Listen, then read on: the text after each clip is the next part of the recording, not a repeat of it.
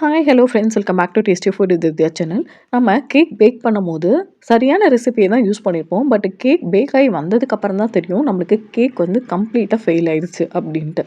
அப்படி cake fail ஆனதில் என்னென்ன பிரச்சனைலாம் வரும்னா, டென்ஸ் கேக்காக இருக்கும், இல்லைன்னா சில டைம் கேக் உள்ளே போன மாதிரி இருக்கும், கேக் பேர்ன் ஆகிருக்கும், ட்ரையாக இருக்கும், டோம் ஷேப்பில் வந்திருக்கும், ஸ்டிக்கியாக கம்மியாக இருக்கும், இல்லைன்னா கேக் வந்து ஈவனாக ரைஸ் ஆகிருக்குது. இந்த மாதிரி பிரச்சனைகள்லாம் வரும். கரெக்டான ரெசிபி தான் யூஸ் பண்ணணுமே, அப்புறம் ஏன் கேக் வந்து ஃபெயில் ஆச்சு அப்படின்னு நம்மளுக்கு ஒரே கன்ஃபியூஷனாக இருக்கும். உண்மையை சொல்லணும்னா கேக் ஃபெயில் ஆகிறதுக்கு ரெசிபி மட்டும் காரணம் இல்லை, நம்ம தெரியாமல் பண்ணுற சின்ன சின்ன மிஸ்டேக்கு கூட வந்துட்டு கேக்கில் பெரிய டிஃப்ரென்ஸை உண்டாக்கும்.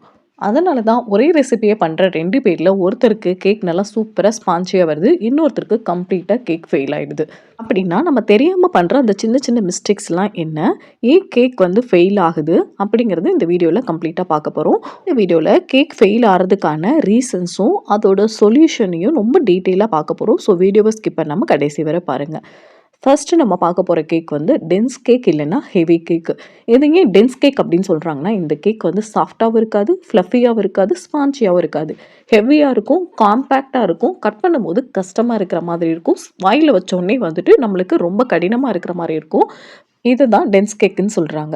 இந்த கேக்கு வர்றதுக்கான சான்சஸ்லாம் என்ன அப்படின்னு பார்த்தோன்னா, நம்ம பேட்டர் வந்து ஓவர் மிக்ஸ் பண்ணியிருப்போம், மாவு வந்து அதிகமாக இருக்கும், லிக்யூட் வந்து கம்மியாக இருக்கும். அதாவது முட்டை, தயிர், பால் இதெல்லாம் வந்து நம்ம கம்மியாக ஆட் பண்ணியிருப்போம். எக்ஸ்பயரான பேக்கிங் பவுடர் யூஸ் பண்ணியிருப்போம். எக்ஸ்பயரான பேக்கிங் பவுடர் வந்து நல்லா ரியாக்ட் பண்ணாது. ஓவன் டெம்பரேச்சர் வந்து ரொம்ப லோவில் வச்சுருப்போம். அப்படி இல்லைன்னா வந்துட்டு ப்ரீஹீட் பண்ணாமையே நம்ம பேக் பண்ண ஸ்டார்ட் பண்ணியிருப்போம். பேட்டர் ரெடி பண்ணிவிட்டு ரொம்ப நேரம் ரெஸ்ட்டில் வச்சுட்டு அதுக்கப்புறமா நம்ம வந்து ஓடிஜியில் வச்சுருப்போம். இதெல்லாம் வந்து பாசிபிள் ரீசன்ஸ். இப்போ சொல்யூஷன் என்ன அப்படிங்கிறத பார்க்கலாம். இன்க்ரீடியன்ஸை கரெக்டான லெவலில் மெஷர் பண்ணி சேர்க்கணும். ட்ரை இன்க்ரீடியன்ஸ் மாவு எல்லாத்தையுமே வந்து 2 to 3 வாட்டி நல்லா சலிச்சிட்டு அதுக்கப்புறமா சேர்க்கணும்.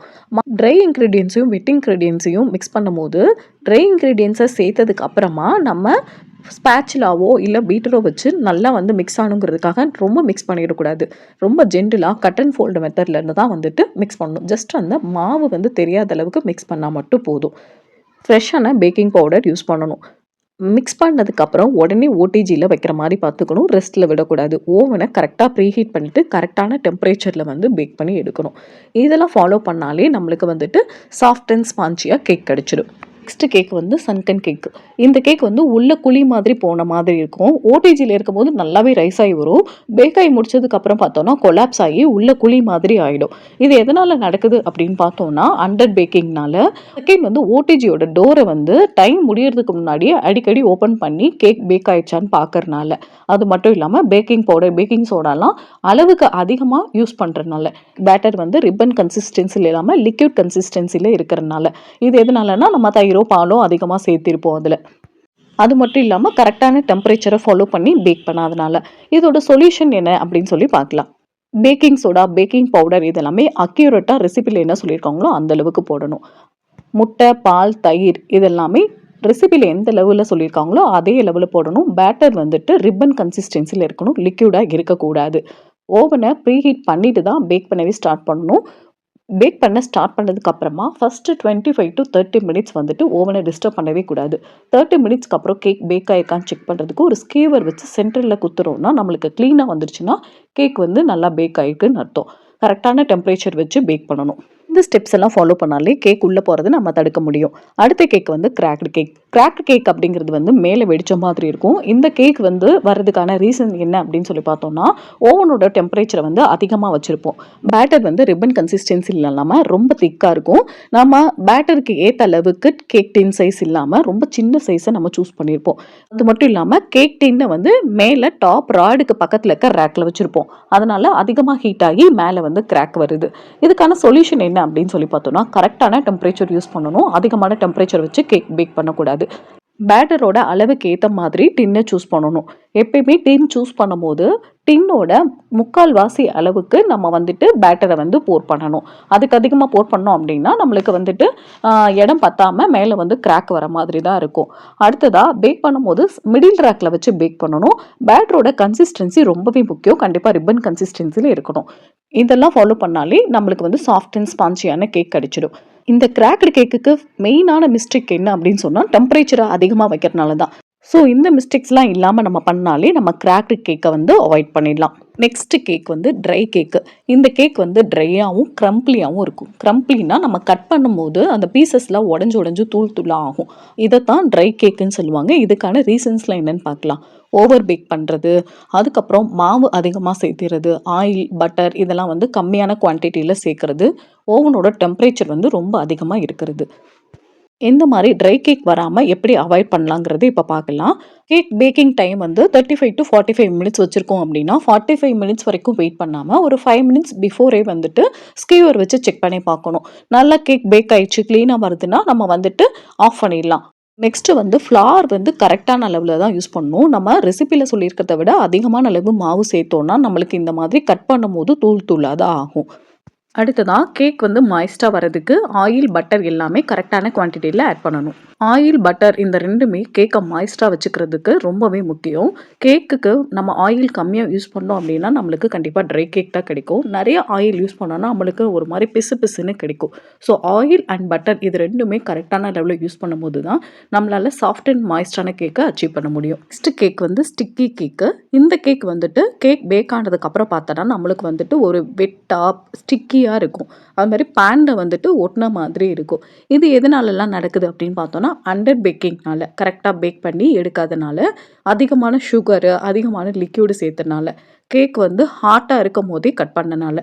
இதை எப்படி அவாய்ட் பண்ணலாம் அப்படின்னு பார்த்தோன்னா கேக்கு ஃபுல்லாக குக்கர் அளவுக்கு பேக் பண்ணணும். கம்ப்ளீட்டாக கூல் ஆனதுக்கப்புறம் தான் கேக்கை வந்து கட் பண்ணணும். அதுக்கு முன்னாடியே கட் பண்ணோன்னா நம்மளுக்கு இந்த மாதிரி தான் இருக்கும். இன்க்ரீடியன்ஸ் அதாவது லிக்யூடெல்லாம் கரெக்டான அளவில் மெஷர் பண்ணி சேர்க்கணும். அப்போ தான் நம்மளால் ஸ்டிக்கி கேக்கை அவாய்ட் பண்ண முடியும். நெக்ஸ்ட் கேக் வந்து கம்மி கேக்கு. இந்த கேக் எப்படி இருக்குன்னா ஒரு மாதிரி ரப்பரியாக கம்மியாக இருக்கும். பிசு பிசுன்னு இருக்கிற மாதிரி இருக்கும். இது எதனால் நடக்குது அப்படின்னு சொல்லி பார்த்தோன்னா பேட்டரை வந்து ஓவர் மிக்ஸ் பண்ணி க்ளூட்டனை அதிகமாக்கிறது, அப்புறம் லிக்யூட் அதிகமாக யூஸ் பண்ணியிருக்கிறது, முட்டை பால் தயிர்னு அண்டர் பேக்கிங் பண்ணியிருக்குது. கரெக்டாக குக் ஆகிறதுக்கு முன்னாடி பேக் பண்ணி வெளியில் எடுத்துறது, மாவு வந்து கரெக்டான ரேஷியோவில் ஆட் பண்ணாமல் இருக்கிறது. இதுக்கான சொல்யூஷன் என்னென்னு பார்க்கலாம். மாவு சேர்த்ததுக்கு அப்புறமா கட் அண்ட் ஃபோல்டு மெத்தடில் ஜென்டிலாக மிக்ஸ் பண்ணணும். ஓவர் மிக்ஸ் பண்ணிடக்கூடாது. கரெக்டான அளவில் லிக்யூடு குவான்டிட்டியை யூஸ் பண்ணணும். கேக் ஃபுல்லாக குக் ஆகிற வரைக்கும் பேக் பண்ணி எடுக்கணும். மெயினாக வந்து ஓவர் மிக்ஸ் பண்ணக்கூடாது. நெக்ஸ்ட் வந்து கேக் ரைஸ் ஆகாமல் ஃப்ளாட்டாக இருக்கிறதுக்கான ரீசன் என்ன அப்படின்னு சொல்லி பார்க்கலாம். எக்ஸ்பயரான baking powder baking soda use பண்ணுறது, கரெக்டான மெஷர்மெண்ட் யூஸ் பண்ணாமல் இருக்கிறது, ஓவனை ப்ரீஹீட் பண்ணாமலேயே உள்ளே வச்சிடுறது, பேட்டர் ரெடி பண்ணதுக்கு அப்புறமா உடனே ஓடிஜியில் வைக்காமல் ரொம்ப நேரம் ரெஸ்ட்டில் வச்சுட்டு அதுக்கப்புறமா ஓடிஜியில் வைக்கிறது. இந்த மாதிரி பண்ணுறனால கேக் பேட்டரில் இருக்கிற ஏர் பபிள்ஸ் எல்லாம் குறைஞ்சு கேக் வந்து நம்மளுக்கு ஃப்ளாட்டாக கிடைக்குது. இதுக்கான சொல்யூஷன் என்னென்ன அப்படிங்கிறத பார்க்கலாம். ஃப்ரெஷ்ஷான பேக்கிங் சோடா பேக்கிங் பவுடரும் யூஸ் பண்ணணும். மெஷர்மெண்ட் வந்து கரெக்டாக இருக்கணும். ஓவனை ப்ரீஹீட் பண்ணதுக்கப்புறம் தான் நம்ம பேக் பண்ண ஸ்டார்ட் பண்ணணும். பேட்டர் ரெடி பண்ணதும் உடனே ஓடிஜியில் வைக்கிற மாதிரி பார்த்துக்கணும். இதோட மெயின் ரீசன் என்னன்னு பார்த்தோன்னா எக்ஸ்பயரான பேக்கிங் பவுடர் பேக்கிங் சோடாவை யூஸ் பண்ணக்கூடாது. இதை ஃபாலோ பண்ணாலே கேக் நல்லா ரைஸ் ஆகி கிடைக்கும். அடுத்த கேக் வந்து பர்ன்ட் கேக்கு. இந்த கேக் என்னென்னா கேக் வந்து தீஞ்சு போன மாதிரி இருக்கும். அவுட் சைடில் வந்து ரொம்ப டார்க்காக இருக்கும், உள்ளே வந்து சரியாக குக் ஆகிருக்காது.